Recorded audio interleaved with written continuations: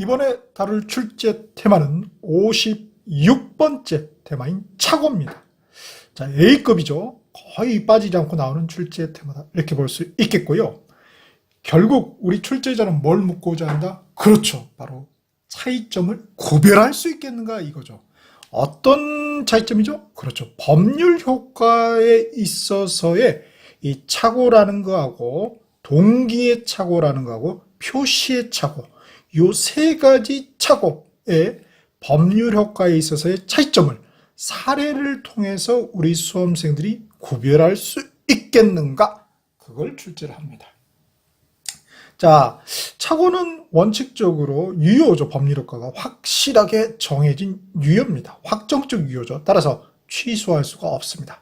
그러나 예외적으로 중요 부분에 착오가 있고 중대한 과실이 없는 경우에는 불확정적 유효가 됩니다.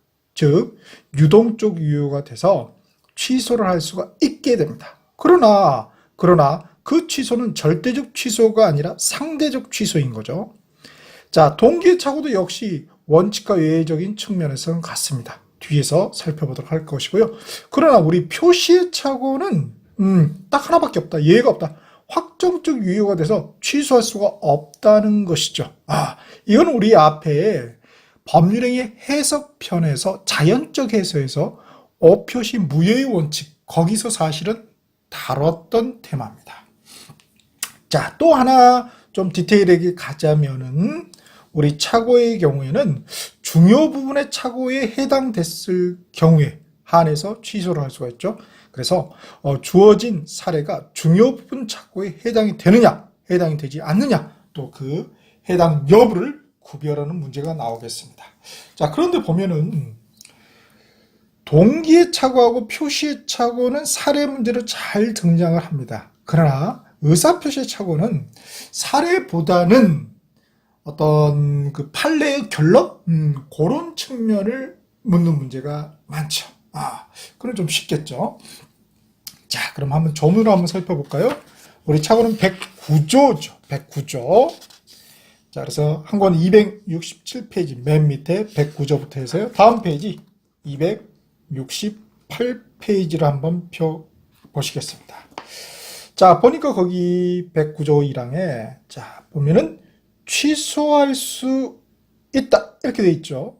즉, 취소라는 것은 뭘 전제로 한다? 법률행위의 법률효과가 일단 유효인데 불확정적 유효를 전제로 하는 거죠. 따라서 이런 경우는 그 법률효과가 불확정적 유효가 되는 것이죠.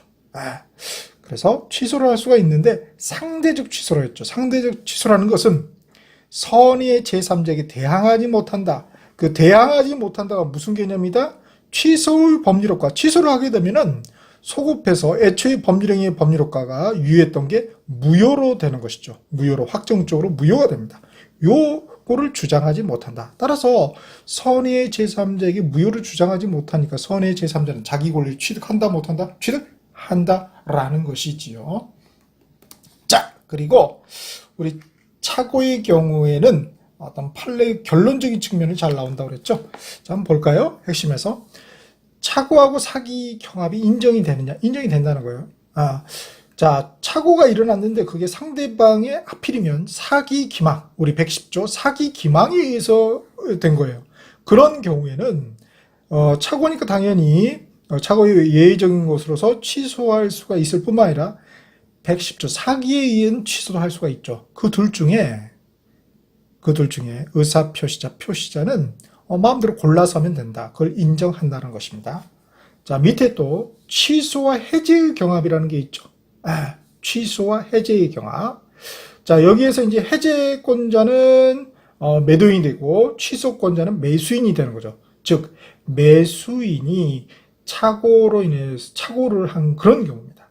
자, 매도인이 이제 해제권이 있으니까 매수인이 중도금을 안 줘요. 그러니까 뭐 해제할 수가 있죠.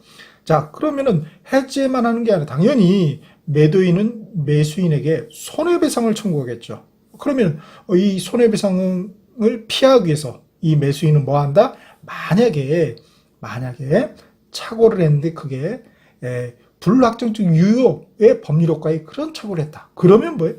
취소하면은 소급해서 무효가 되죠. 그러면 자기는 손해배상할 필요가 없지 않겠습니까? 그래서 그렇게 피할 수 있다라는 것이죠. 그래서 이 취소하고 해저의 경합이 인정이 된다는 것이 또 판례의 태도입니다. 그 다음 입증 책임의 문제, 요게 단답식으로 잘 나오죠. 자, 이 착오에 의한 법률행위의 법률효과는 원칙적으로 취소를 할 수가 없죠. 그러나 예외적으로 취소할 수 있는데 어떤 경우에 중요 부분의 착오가 있고 중대한 과실이 없는 경우죠. 그래서 중요 부분의 착오가 있는지 없는지 그 여부는 누가 입증을 해야 된다? 표의자. 그래서 착오자 또는 착오에 의한 의사표시 효력을 부인하는 자, 그래서 취소하고 싶은 자, 결국 그래서 이 다양한 표현을 씁니다. 그러면서 중대한 과실의 입증 책임 여부는 상대방이 진다는 거. 그래서 표의자냐 상대방이냐 그걸 또 구별할 수 있는지를 묻고자 하는 것이죠. 그 다음 좀 디테일하게 들어가면은 바로 밑에 중요 부분의 착오에 과연 해당이 되느냐 해당이 되지 않느냐 그걸 또 구별하는 문제가 종종 나옵니다. 그래서 현황이라든지 경계, 목적물 동일성, 법률, 그리고 채무자 동일성, 이거는 중요 부분의 착오에 해당이 된다. 그렇지만은 우리 시가에 관한 착오, 이런 거는 동기의 착오지 의사표시의 착오가 아니죠. 그 다음 경제적 불이익을 입지 아니한 경우, 그런 경우는 뭐예요? 중요 부분의 착오에 해당되지 않아서 취소를 할 수가 없게 되는 것이죠. 다음, 자, 우리가 착오라고 하면은 의사표시의 착오죠. 법률행위의 의사표시 착오죠. 그에 반해서 동기하고 표시는 다른 거죠. 의사표시하고. 자, 그랬을 때 이 차이점, 법률 효과에 있어서 차이점을 구별할 수 있겠는가? 첫 번째는 법률 효과를 보면은 착오는 앞에서 살펴봤지만 원칙적으로 확정적 유효, 예외적으로 불확정적 유효가 되죠. 그에 반해서 동기 착오도 마찬가지죠. 그에 반해서 이 오표시는 딱 하나밖에 없다. 확정적 유효. 유효인데 확정적, 불확정적 유효가 없다는 점에서 차이점이 있죠. 그런 측면에서 이 둘은 친하고 얘는 왕따죠. 자, 그 다음 취소가 가능하냐 불가능하냐. 자, 결국 법률 효과의 연장선상이죠. 확정적 유효는 취소할 수가 없는 거죠. 불확정적 유효는 취소할 수가 있는 것이고, 자, 그런데 이제 동기의 착오, 여기서 좀 차이가 나죠.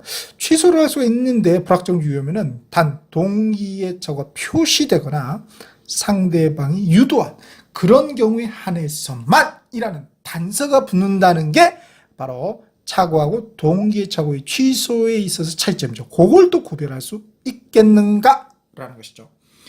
자, 오표시는 당연히 확정적 유효니까 취소할 수가 없죠. 오케이? 자, 요렇게 보시면 되겠습니다. 자, 그러면은 사례를 통해서 한번 살펴보겠습니다. 자, 순수하게 착오의 사례 문제는 드물죠. 실질적으로 기출 보면은 거의 다 뭐예요? 동기의 착오 아니면은 바로 오표시, 표시의 착오의 사례 문제를 많이 낸다는 걸 우리가 알 수 있습니다. 자, 그럼 한번 살펴볼까요? 자, 착오입니다. 자, 이 사례는 갑이 X 토지의 소유자고 을이 Y 토지의 소유자입니다. 그래서 둘이 이 경계선에 이제 담장을 설치로 합의를 했는데 착오라는 거예요. 경계선을 누가? 이 갑이 말이죠. 갑이 자기가 먹어 들어갔는데 그걸 모르고 착오라는 거죠.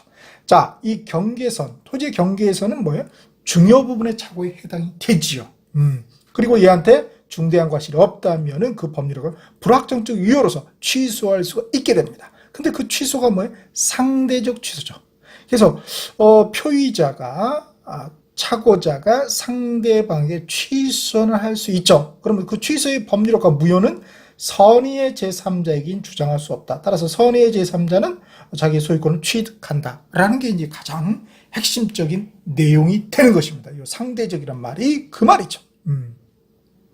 자, 요는 이제 요 취소인데요. 자, 취소권자 누가 취소를 할 수 있느냐? 누가 할 수 있다? 갑이 할 수 있느냐? 을이 할 수 있느냐 이거죠. 당연히 갑이 할 수 있는 것이다. 을이 할 수 있는 게 아닙니다. 그래서 착오자가 하는 것이지 착오의 상대방이 하는 것은 아니다. 그래서 140조 보면은 차고에 그 상대방이라는 말이 없어요. 그다음, 자, 이 갑에게 중대한 과실이 있으면 어떻게 돼요? 원칙적으로 취소할 수가 없죠. 그러나 예외적으로 항상 우리 예의가 문제예요. 항상 예의가 문제입니다. 그래서 예외적으로 중대한 과실이 있음에도 불구하고 취소를 할 수 있는 그런 경우가 있어요. 그건 뭐냐? 바로 이 상대방이, 차고의 상대방이 이를 알고 중대한 과실이 갑에게 있다는 걸 알고 이용한 경우, 그런 경우에는 취소를 할 수가 있다라는 것입니다. 갑이 중대한 과실이 있었음에도 불구하고 말이죠. 그래서 요게 좀 핫해요. 얘가 그동안에 우리 다루지 않았었거든요. 그래서 이제 변식, 변호사 시험 이런 데는 굉장히 중요한 내용으로서 등장을 했었어요. 그래서 이제 우리 때도 나올 때가 됐겠죠. 그래서 요거 꼭 주의를 해야 되겠습니다. 그래서 제가 볼 때는 갑에게 중대한 과실이 있는 경우에는 어떠한 경우에도 취소할 수가 없다라고 하면 틀린 보기가 되겠죠. 의리를 알고 이용한 경우는 취소할 수 있다. 이 핵심 판례의 결론을 과연 우리 수험생들이 암기했느냐? 이게 이번에 출제되지 않을까 그렇게 예상을 해봅니다. 그 다음, 갑에게 경제적인 불이익이 없다면 또 취소할 수가 없죠. 자, 갑이 을에게 취소를 했어요.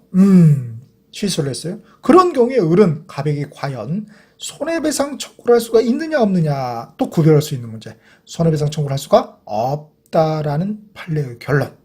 왜냐하면은 그 취소는 당연히 140조 법률의 규정이 딱 주어진 권리죠. 그래서 적법행위죠. 따라서 불법행위가 아니기 때문에 손해배상 청구를 할 수가 없다라는 것. 자, 마지막으로 이제 병은 뭐예요? 선이라면 소유권을 취득하죠. 근데 악이라면은 악이면서 동시에 이 무효를 취소를 하게 되면은 소급해서 무효가 되니까 갑이 만약에 주장하면은 그때는 또 소유권을 취득할 수 없다라는 점입니다. 자, 그러면 기출을 통해서 한번 확인해 볼까요? 자, 기출 274페이지부터 쭉 보면은 굉장히 이 차고가 정말 출제를 잘하고 있다라는 거 알 수 있습니다.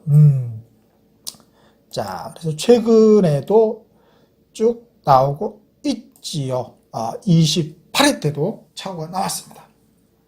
그럼 29회 때는 안 나왔거든요. 통정어의 은닉행위가 나왔기 때문에. 그래서 제가 볼 때는 이번 30회 때는 이 차고 또는 오표시, 그죠? 표시차고, 그다음에 동기차고, 요게 꼭 나오지 않을까라는 예상을 한번 해 봅니다. 그래서 대세는 이번에는 차고하고 사기의 강박, 의사표시에 있어서는 비진이 통정의보다는 차고 사기 강박이 출제될 가능성이 굉장히 높겠다. 한번 이렇게 예상을 해 봅니다. 자, 지금까지 법률행위의 의사표시의 차고의 핵심을 간파해 보았습니다.